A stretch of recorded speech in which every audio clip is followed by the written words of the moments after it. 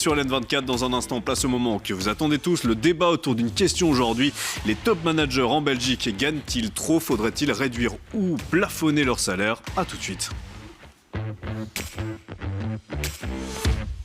Les top managers du secteur public gagnent très bien leur vie. 150 000, 200 000, 300 000, parfois 1 million d'euros bruts par an. Pour l'instant, le fédéral n'y touche pas. Mais ces top managers gagnent-ils trop? Faudrait-il réduire ou plafonner leur salaire? Ce sera le thème de notre face-à-face du jour.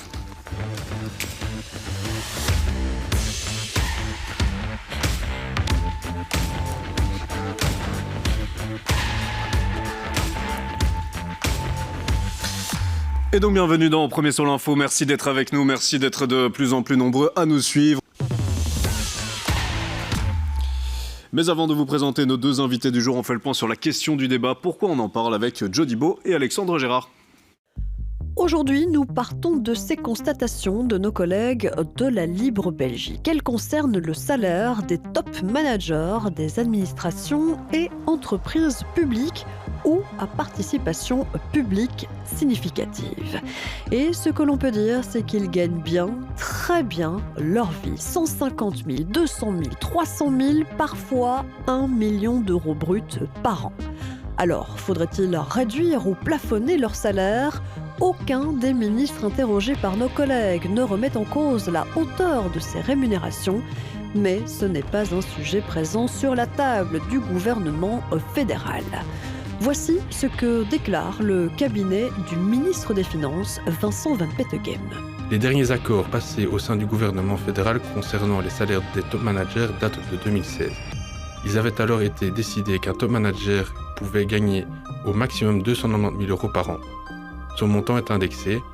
Le régime actuel prévoit un équilibre entre une rémunération suffisamment compétitive et le fait de ne pas mettre en danger les opérations commerciales des entreprises publiques. Oui, mais par exemple, en 2021, le grand patron de Proximus avait gagné autour d'1 million d'euros bruts, tout comme celui d'Elia, 530 000 euros pour celui de Bipost. Les rémunérations en vigueur à la Banque nationale et chez Belfius sont également très supérieures au plafond. 465 000 euros bruts en 2021, plus une prime d'assurance groupe de 103 000 euros et divers avantages pour le gouverneur de la Banque nationale. Et quant à Belfius, la rémunération de son patron était toujours en 2021 de 684 000 euros bruts, plus assurance groupe de 220 000 euros et rémunération variable. Évidemment, ça, rien que pour ceux dont les salaires sont transparents. Voilà pour cette contextualisation. Avec moi aujourd'hui, Marco Vanès, d'abord, bonsoir. Bonsoir. Vous êtes donc député PTB, vice-président de la Commission Finances à la Chambre. Et puis Mathieu Michel, bonsoir. Bonsoir. Vous êtes donc secrétaire d'État à la digitalisation. Mathieu Michel, je commence justement avec vous avant de parler de votre proposition qu'on a pu voir dans la presse aujourd'hui. Si je dis haute responsabilité mérite haut salaire, vous me dites quoi ? Alors moi, ce que je pense, c'est qu'effectivement, ce qu'on doit chercher, c'est l'efficacité de l'État. Et donc, il y a des profils, effectivement, à qui on demande de rendre l'État beaucoup plus efficace. Et donc, ma proposition, elle est simple, c'est de dire, voilà, dans ces profils... Avant de parler de votre proposition, j'avais dit. Oui, mais j'y vais directement. Je pense que... Oui, mais la relation, elle est immédiate, en fait. Je pense qu'à un moment donné, on peut s'offusquer d'un certain nombre de salaires, c'est évident. Il y a énormément de personnes qui gagnent bien leur vie pour les fonctions qu'ils ont. Et j'en fais partie, hein, j'étais très transparent sur ma rémunération. Ce qui est important, effectivement, c'est de connecter en fait ces rémunérations à un impact positif pour la société, de connecter ces rémunérations à une réelle efficacité. Et donc c'est ça que je trouve vraiment intéressant dans la réflexion qui est la mienne pour l'instant que j'ai proposée, c'est dire voilà, effectivement, il y a des hauts salaires, mais ce qui est important, c'est vraiment de voir quel est l'apport sociétal que ces salaires apportent, peu importe que ce soit Proximus ou bien que ce soit dans les gouvernements. Et je vous demanderai concrètement j'y proposition, Mathieu Michel. Marco Vanès, même question. Si je vous dis donc haute responsabilité mérite au salaire, vous me dites quoi de votre côté ? Je vous demande ce que c'est une haute responsabilité. Par exemple, une infirmière qui a la vie des patients entre ses mains. Est-ce que c'est une haute responsabilité ? Oui, c'est une haute responsabilité, mais elle a un salaire de misère par rapport au salaire qu'on a vu dans le sujet qui est là. Donc je pense qu'il y a effectivement ici un système de privilèges. Il y a une caste de privilégiés qui s'accordent des salaires qui sont en dehors de toute mesure. Et ça pose un problème pour les managers publics et encore plus, je trouve, pour les responsables politiques. Parce que les responsables responsables politiques, ils vont prendre des décisions qui vont avoir un impact sur la vie des gens, mais eux, ils ne ressentent pas ce que c'est. Et donc, c'est pour ça qu'au PTB, on demande la division par 2 des salaires des politiciens. Et est-ce que ce problème concerne surtout le fédéral ou aussi régional ? Oh, le problème est le même. Le problème est le même partout en Belgique. Il n'y a pas de différence. Mais à partir du moment où les gens, les responsables politiques ne sont plus en phase avec ce que vivent les gens parce qu'ils ont un salaire qui est beaucoup trop élevé, là, il y a un problème de connexion avec la population. Et c'est comme ça qu'on prend des mesures impopulaires comme bloquer les salaires, comme allonger l'âge de la pension et autres.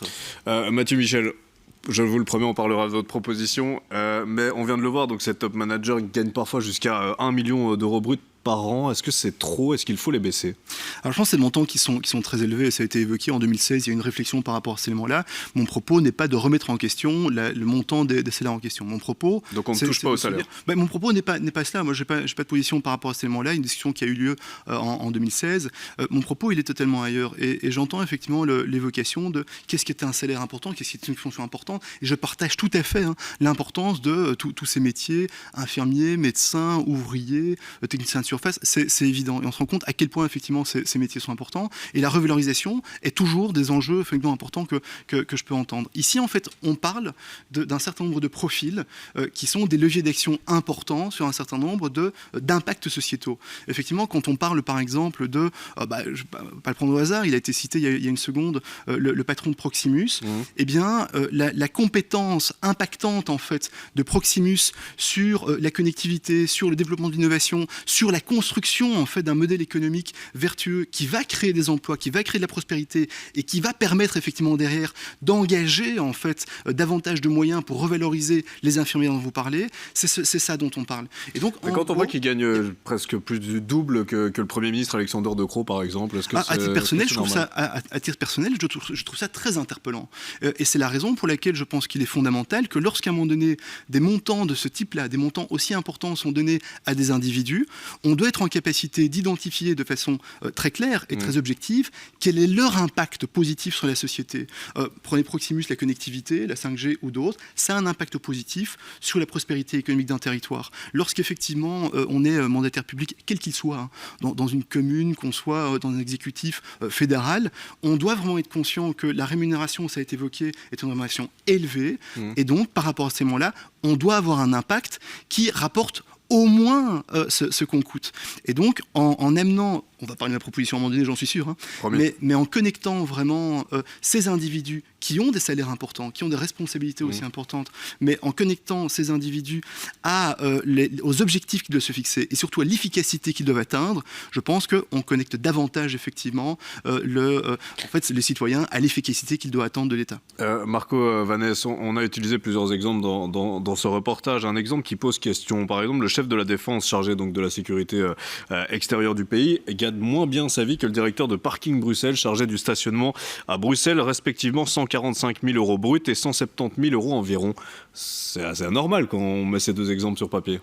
Ah, mais toute cette liste de rémunération, c'est... Est-ce qu'elle a une logique, selon vous, cette liste de rémunération ? Non, j'ai cherché justement, en préparant ce débat, j'ai cherché un peu la logique. Il n'y a vraiment aucune logique, c'est vraiment à la tête du client. Prenez le gouverneur de la Banque nationale, c'est le mieux payé de la zone. Un salaire très élevé aussi. 465 000 euros par an. Donc c'est le salaire le plus élevé de ses homologues européens. Il gagne plus que tous ceux-là. Il a 2 fois le salaire du Premier ministre. Et son job, c'est quoi ? C'est finalement sortir des rapports où il dit que les salaires sont trop élevés en Belgique et qu'il faudrait réduire les salaires. Et du coup, comment on fixerait ces salaires ? Quel barème on met ? Quelle limite on met ? J'entends effectivement, et c'est aussi dans votre sujet, que le gouvernement avait parlé de 290 000 euros. Effectivement, mais ce n'est pas le cas pour ce qui est déjà énorme. Ce n'est pas le cas pour la BNB et pour Proximus, par exemple. Et donc, là, même cette règle-là, le gouvernement ne le respecte pas. Donc, on fixe des règles qui sont déjà trop élevées selon moi, et même celles-là, on ne les respecte pas. Moi, il y a un point que je trouvais important dans la réflexion salariale, c'est la fourchette qu'il y a entre le plus bas salaire et le plus haut salaire. Si vous prenez des multinationales comme AB InBev, ou avec un CEO qui gagne 8 millions d'euros par an, eh bien, vous avez une fourchette de 208. Ça veut dire qu'il gagne 208 fois ce que gagne le salaire le moins élevé chez AB InBev. Et ça concerne autant le public que le que le Eh ben, privé. je pense que c'est quelque chose auquel il faudrait réfléchir tant dans le public que dans le privé. C'est à dire, voilà, quelqu'un qui gagne 2 fois le salaire, 3 fois le salaire, 4 fois, à la rigueur 5 fois le salaire le plus bas, mais pas 208 fois le salaire le plus bas. Et donc ça, c'est une réflexion, je trouve, qu'on devrait avoir tant pour le public que pour le privé. Mathieu Michel, pour en venir aux propositions, donc vous proposez d'utiliser une pratique qui est courante donc dans le privé. Concrètement, les directeurs des entreprises touchent non seulement un salaire fixe, mais aussi une rémunération variable qui dépend des résultats obtenus. Vous voulez donc appliquer ce même mécanisme dans le secteur public, c'est chercher l'excellence en fait? Alors c'est vraiment la réflexion. Alors l'idée n'est pas de donner du salaire en plus, rassurez-vous, monsieur Vanet, c'est de dire, tiens, sur le salaire actuel, on pourrait tout à fait imaginer qu'un pourcentage de ce salaire, je sais pas, 10-20%, puisse être obtenu sur base du fait qu'on ait atteint ces objectifs. Objectifs qu'on peut définir, on le fait en fait en chaque début d'exercice budgétaire, dans la présentation d'une note de politique générale, d'un plan stratégique transversal qu'on identifie. Et l'efficacité, c'est en termes d'efficacité de l'entreprise ou aussi en termes de conditions des travailleurs, en termes de bon fonctionnement de l'entreprise? Alors ça c'est vraiment la réflexion à avoir sur la nature en fait des indicateurs d'objectifs qu'on va identifier. Soyons clairs, hein, lorsqu'on parle d'indicateurs d'objectifs en politique, ils sont parfois difficiles à évaluer. Je prends par exemple une modification de fiscalité peut porter ses fruits 2, 3 ou 4 ans après la prise de mesure. Donc la vraie réflexion est de se dire aujourd'hui essayons de connecter, d'objectiver en fait la promesse d'un mandataire ou bien la mission d'un mandataire avec la réalisation effective de ses objectifs. Et s'il atteint ses objectifs, et bien effectivement, il a son salaire plein. Et s'il ne les a pas, il ne l'a pas. C'est important parce que je sens que sur cette proposition, on s'interroge beaucoup sur l'évaluation. Mais aujourd'hui, quelle est l'évaluation d'un mandataire autre que finalement l'élection qui se passe tous les 5 ans?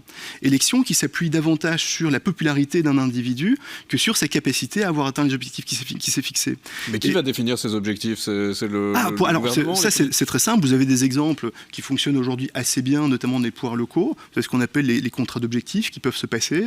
Moi, vous savez, j'ai eu l'occasion d'avoir une partie de mon expérience politique dans les institutions locales, dans les provinces. Nous étions contraints par un plan stratégique transversal où on identifiait en collaboration avec l'administration les missions qui étaient les nôtres, les objectifs qu'on devait atteindre, et c'était quelque chose d'assez concret à réaliser et qui permettait d'avoir une feuille de route sur les objectifs qu'on se fixe. C'est des choses qu'on n'a pas dans tous les gouvernements.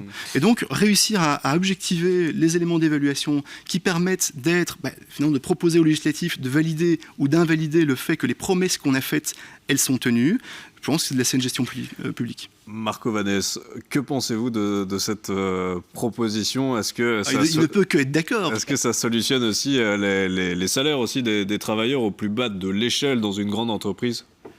Non, moi je pense que c'est un peu un écran de fumée pour détourner du débat fondamental qui est de revoir ces salaires trop élevés. Ça, pour moi, ça c'est l'essentiel.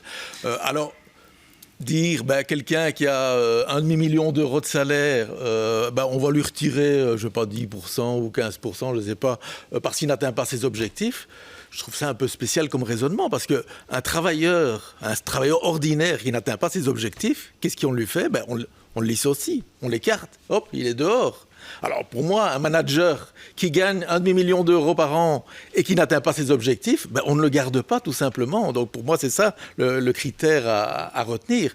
Et au-delà de ça, il y a effectivement toute la difficulté qu'il y aurait à définir quels sont les objectifs. Si je prends la CEO de la SNCB ou d'un Frabel, on ne leur donne pas moyen pour développer le rail. Comment ils vont faire pour atteindre des objectifs pour lesquels on ne leur donne pas les moyens? Mathieu Michel, est-ce que votre proposition est un écran de fumée et surtout comment effectivement on fixe ces objectifs? De quel objectif on parle? Je vous ai déjà expliqué comment on pouvait fixer des objectifs de façon. De quel objectif on parle?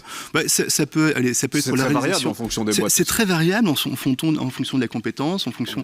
Je prends par exemple pour l'instant, je travaille sur le portefeuille digital, c'est d'identifier finalement à la fin de cette année-ci, est-ce que j'aurais pu moderniser l'application e-box et est-ce qu'elle fonctionne dans les deux sens? Excusez-moi de parler un peu technique, mais c'est un peu ça. C'est un moment donné évoquer des projets très précis en disant tiens, moi sur ce timing-là, je m'engage à terminer tel projet à partir de quel moment. Je reviens sur l'élément d'écran de fumée. Excusez-moi, mais pas du tout, monsieur Vanès. En fait, qu'est-ce qui se passe? Vous restez complètement obnubilé sur le salaire. C'est un peu la marque effectivement du PTB, donc je comprends, je ne m'attendais pas à autre chose. Mais ici, en fait... Salaire à la hausse pour les travailleurs.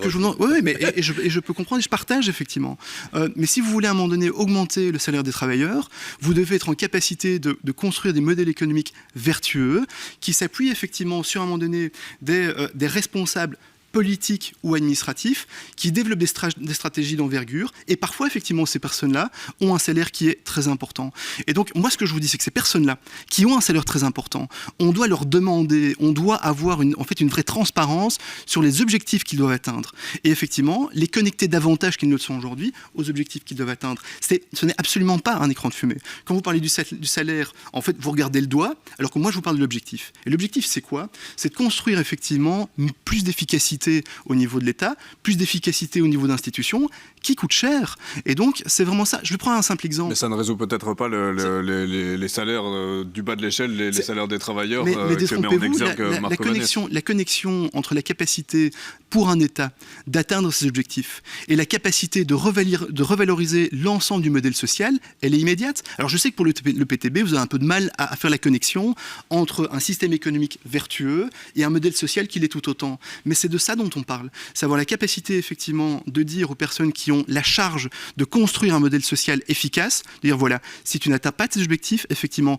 soit tu es sanctionné sur ta rémunération, soit, et vous l'avez dit et je partage ça, si effectivement des hauts fonctionnaires n'atteignent pas leurs objectifs, c'est d'ailleurs le cas aujourd'hui, eh bien, ils peuvent faire un pas de côté sur base de procédures qui existent déjà à l'heure actuelle. Il nous reste 1 minute, voire 2 minutes maximum. Je vous laisse le mot de la fin, Marco Vannès. D'abord, je répète que pour moi, les salaires sont beaucoup trop élevés parce que les mandataires politiques ne sont pas en phase avec la réalité. Donc, concrètement, on demande la division par 2 des salaires des politiques. Et alors, je répète cette idée de fourchette, parce que, voilà, si on dit il faut augmenter le bien-être social... Des salaires des politiques et des hauts fonctionnaires, vous voulez dire? Oui, des top managers. Oui. Des top managers. Si on veut augmenter le bien-être social, eh bien, si on fixe une fourchette et qu'on dit votre salaire, il sera maximum, par exemple 3 ou 4 fois le salaire le plus bas de votre entreprise, eh bien ces dirigeants d'entreprise vont travailler à augmenter le salaire de l'ensemble du personnel et pas se soucier de leur seul salaire. Voilà, en tout cas, ça ne risque pas de bouger énormément vu que le fédéral n'a pas l'air d'avoir envie de toucher à ces salaires des top managers. Mais merci en tout cas à tous les deux d'être venus dans ce débat, dans cette émission.